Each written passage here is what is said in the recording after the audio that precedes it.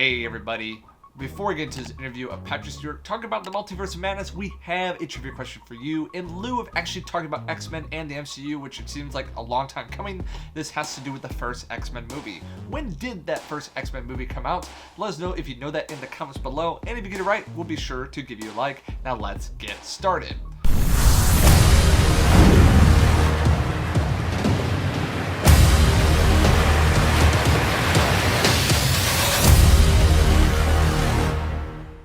Well, unless you've been living under a rock or you just don't care about the things of Marvel, we have an absolute multiversal spectacle coming to us in May. Yes, the Multiverse of Madness, Doctor Strange 2 seems like it's going to be promising quite a bit, and it's going to be adding a lot of characters that we've been hoping to see in the MCU, or we think it's going to be adding characters.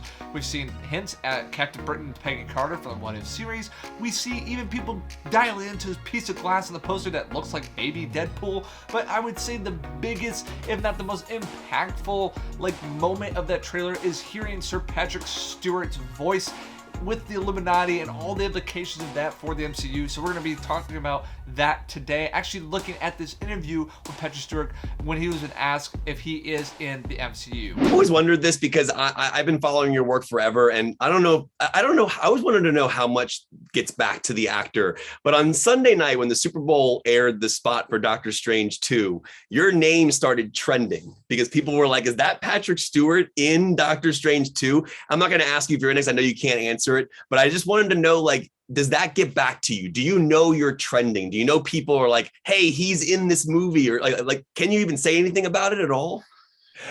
I don't look at a lot of social media, and that is mostly a time issue.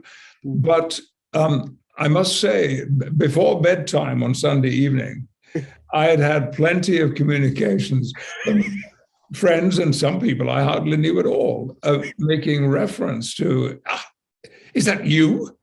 Is that you?" Well, of course, I was just at home waiting to watch football. So how could it possibly have been me? So we'll have to wait and see, won't we? Now, this can't be taken as anything seriously. After what we just experienced with Spider-Man No Way Home, denial is irrelevant at this point. People lying is irrelevant at this point. People boldly saying, "No, it's not happening," is irrelevant at this point because people just be lying all the time. Is that Patrick Stewart in that trailer? Yes. I'm like 99.99999% sure, and him just denying this is to tease us, is to dangle the carrot, is to us to be wondering if it's going to happen, and I definitely do think it's going to happen.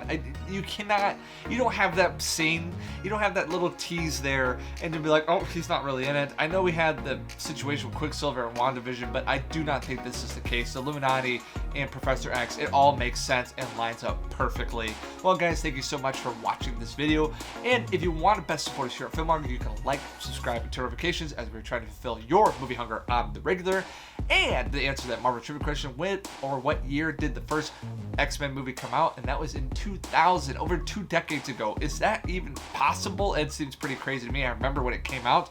Well guys, thank you so much for watching this video, and until next time, we will see you later.